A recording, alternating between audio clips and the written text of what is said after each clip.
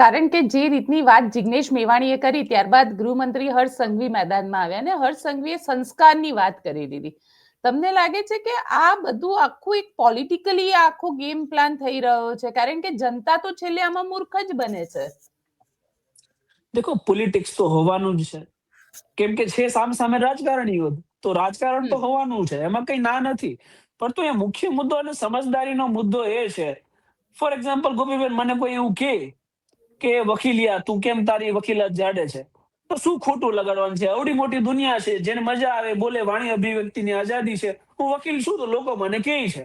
હવે કોઈ 8 ચોપડી ભણેલો છે અને કોઈ એમ કે ભાઈ તું 8 ચોપડી છો, તો એમાં શું ખોટું લગાડવાની વાત છે? તમે છો તો એ સ્વીકારી લેવાનું છે સહજતાથી કે હું છું તો છું.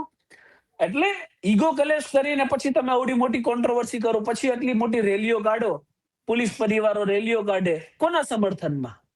સત્યના સમર્થનમાં? તો કે નહીં, ભ્રષ્ટાચારીઓના સમર્થનમાં. ભ્રષ્ટાચારના પાપે જ દારૂ અહીંયા આખા ગુજરાતમાં વેચાય છે, ડ્રગ્સ વેચાય છે, યુવાધન બરબાદ થાય છે.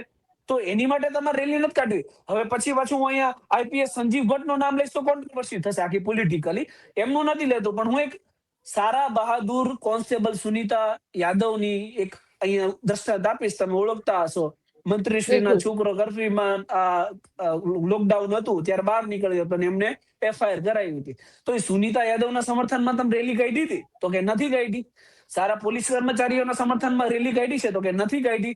તમને કોઈ વ્યક્તિઓ સેમ ફોન્ટનો એક બેનર બનાવીને આપી દે છે, હરેક વ્યક્તિના હાથમાં સેમ ફોન્ટના બેનરો હતા, એ સ્પોન્સર્ડ હતી આખી.